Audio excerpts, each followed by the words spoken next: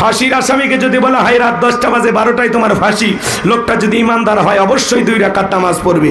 ফাঁসির আসামি যেরকম জীবনের শেষ মনে করে 2 রাকাত নামাজ পড়ে, আপনি জহরের সালাত আদায় করবেন আর মনে মনে খেয়াল করবেন এই জহরের সালাত আমার জীবনের শেষ সালাত, আমি আসর পর্যন্ত নাও জীবিত থাকতে পারি।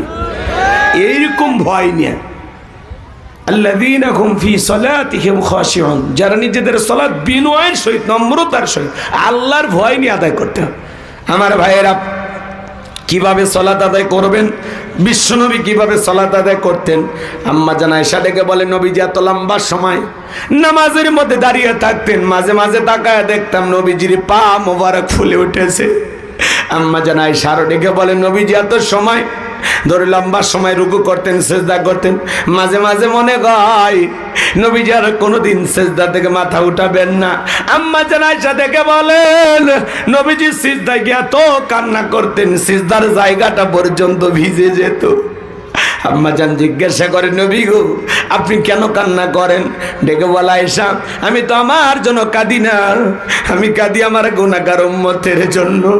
আল্লাহর কাছে কেঁদে কেঁদে বলি, আল্লাহ আমার গুনাহগার উম্মতের গুনাহগুলো মাফ করে দাও, আমার গুনাহগার উম্মতকে জাহান্নামের আগুন থেকে মুক্তি দাও।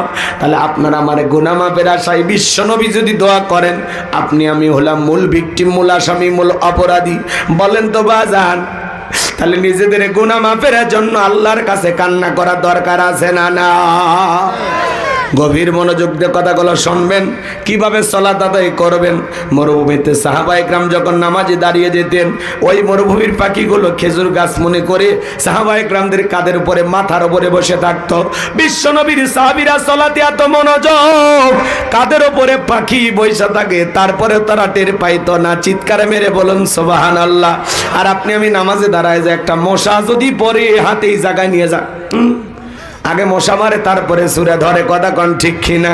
হযরতে তালহা রাদিয়াল্লাহু তাআলা নু সালাত আদায় করতেছিলেন, জঙ্গল থেকে সাপ এসে সন্তানটাকে পেঁচিয়ে ধরলেন, স্ত্রী মানুষজনকে ডাকলেন, ছেলেটাকে বিপদমুক্ত করলেন। হযরতে তালহা নামাজ শেষে জিজ্ঞাসা করে, বিবি রে এত মানুষজন বাড়িতে, ব্যাপারটা বুঝতে পারলাম না। ডেকে বলে, স্বামী আপনি যখন নামাজের মধ্যে দাঁড়িয়ে গেছেন, ছেলেটা খেলা করতেছিল, জঙ্গল থেকে সাপ এসে সন্তানটাকে পেঁচিয়ে ধরেছিল, আমি মানুষজনকে ডাকলাম, ছেলেটাকে বিপদমুক্ত করলাম। এত ঘটনা আপনার চোখের সামনে ঘটে গেল, আপনি কি কিছুই বলতে পারেন না? হযরতে তালহা ডেকে বলেন, বিবি রে নামাজের মধ্যে মন যদি এদিক সেদিক চলে যায়, তাহলে নামাজ তো আর নামাজ থাকে না। আল্লাহু আকবার। নামাজে কত গভীর মনোযোগ, সন্তানকে সাপে ধরে, হাজার হাজার মানুষ বাড়িতে আসে, টের পায় না। সুবহানাল্লাহ কর। আর আপনি আমি নামাজ পড়ি রংপুর, মন চলে যায় মধুপুর, কথা কর না কে? নামাজ পড়ে বদরগঞ্জে, মন চলে যায় ঢাকা নারায়ণগঞ্জে, কথা কর আছে না?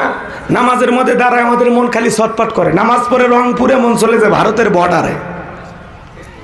নামাজের ভিতরে আমাদের মন খালি অস্থির, কথা কন, কথা কন, মন খালি ছটফট করে। একটি গবেষণায় বলা হয়েছে, বাংলাদেশের এমন মুসলমান আছে যাদের নামাজের ভিতরে মন 8 সেকেন্ড স্থির থাকে না। আমাদের মন এত অস্থির, আমাদের পাগল মন খালি উল্টা পাল্টা বলে, কথা কোন ঠিক না? নামাজের মধ্যে দাঁড়াইয়া মাঝে মাঝে দুনিয়াবি এত কথা মনে হয়, এত কথা নামাজের মধ্যেই মনে হয়, এত চিন্তা ভাবনা। নামাজ 2 রাকাত না 3 রাকাত মনে থাকে না। মাঝে মাঝে দুনিয়াবি এত কথা নামাজের মধ্যেই মনে হয়, সিজদা 2টা দিছি না একটা, ব্রেক করে চিন্তা করা লাগে, কথা বলেন ঠিক কিনা? এই হলো নামাজের অবস্থা বাজান। নামাজের ভিতরে তারা আমাদের মন খালি ছটফট করে, দুনিয়াবি নানান চিন্তা ভাবনা মনে হয়। এক চাচামি এত তাড়াহুড়ো করে ওযু করছে, এক ঠ্যাং না দিয়ে মসজিদে ঢুকছে, তাই সালা মসজিদ পিছলা খায়, চাচা একদিক লঙ্গি একদিক, তাও বলে আল্লাহু আকবার। মানুষ কয় চাচা আগে লঙ্গি ঠিক করেন, কোন আগে জামাত ধরি। এত তাড়াহুড়ো আছে না নাই বাজান গো? তাড়াহুড়ো করে নামাজ পড়লে হবে না। 2 মিনিটে 2 রাকাত, 4 মিনিটে 4 রাকাত, এই 4G 5G গতির নামাজ দিয়ে আল্লাহকে পাওয়া যাবে না, কথা বলেন ভাই? জহরের 4 রাকাত সুন্নত, ইমাম আর মুসল্লি একসাথে নিয়ত বেঁধেছি, ইমামের 2 রাকাত হওয়ার আগে মুসল্লি 4 রাকাত শেষ। হুজুর জিজ্ঞাসা করছে, চাচা আমি আমার 2 রাকাত হয় না, আপনার 4 রাকাত। বলে হুজুর আপনাদের চর্চা কম। হুজুরেরই বলে চর্চা কম। এরকম মুসলমান আছে না নাই? নামাজ পড়তে হবে একমাত্র কার জন্য? বলিন্না সালাতি ওয়া নুসুকি ওয়া মাহইয়ায়া ওয়া মামাতি লিল্লাহি রাব্বিল আলামিন।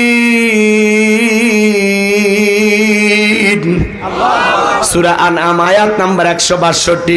আল্লাহ রাব্বুল আলামিন জানিয়ে দিলেন, নবীজি আপনি বলুন, আমার নামাজ, আমার কুরবানি, আমার জীবন, আমার মরণ লিল্লাহি রাব্বিল আলামিন, আসমান জমিনের প্রতিপালকের জন্য। তাহলে মুমিন জীবনের সব ইবাদত হবে একমাত্র আল্লাহ তাআলাকে রাজি খুশি করার জন্য। কথা বলেন ঠিক কি না? তাহলে বলেন তো সালাত হবে একমাত্র কার জন্য? আল্লাহ। আরেকটু জোরে বলেন কার জন্য? ফালিয়াবুদু রাব্বা হাযাল বাইত আল্লাযী আত'আমাহুম মিন জু' ওয়া আমানাহুম মিন খাউফ। আল্লাহ বলেন এই ঘরের মালিকের ইবাদত করো। ইবাদত যদি ইবাদতের মতো হয়, বান্দারে 5 ওয়াক্ত সালাতে মাথা নত করে আমি আল্লাহকে যদি সিজদা দিতে পারো, তোমার নামাজ যদি নামাজের মতো হয়, আমি আল্লাহ তোমাদেরকে 2টা জিনিস দেব। 1 নাম্বার রিজিকের টেনশন করা লাগবে না, আমি আল্লাহ তোমাদের জন্য রিজিকের ব্যবস্থা করে দেব। বলেন সুবহানাল্লাহ। যে বান্দা 5 ওয়াক্ত সালাতে মাথা নত করে আল্লাহকে সিজদা দেবে, ওই বান্দার না খায়া থাকা লাগবে না, আল্লাহ রিজিকের ব্যবস্থা করবেন। ওয়া মা মিন দাব্বাতিন ফিল আরদি ইল্লা আলাল্লাহি রিজকুহা। সূরা হুদের ভিতরে আল্লাহ পাক জানিয়ে দিলেন, এই পৃথিবীতে এমন কোন বিচরণশীল প্রাণী নাই যার রিজিকের ব্যবস্থা আমি আল্লাহ আসমান থেকে করি না। ওই আটলান্টিক মহাসমুদ্রের 33,000 ফিট গভীরতল পানি নিচে থাকা ছোট্ট একটা প্রাণী, তার রিজিকের ব্যবস্থাও আমি আল্লাহ আসমান থেকে করি। বলেন সুবহানাল্লাহ। 1 নাম্বার আল্লাহ রিজিকের ব্যবস্থা করবেন। 2 নাম্বার সকল ভয় থেকে আল্লাহ নিরাপত্তা দিবেন। আজকে জানের ভয়, মালের ভয়, টাকা হারানোর ভয়, ছিনতাই, চোর ডাকাত, ধর্ষণের ভয় আছে না নাই? এই সমাজে যদি চুরি দুর্নীতি ধর্ষণ মুক্ত করতে চান, তাহলে বাংলাদেশে আইন চালু করতে হবে কার?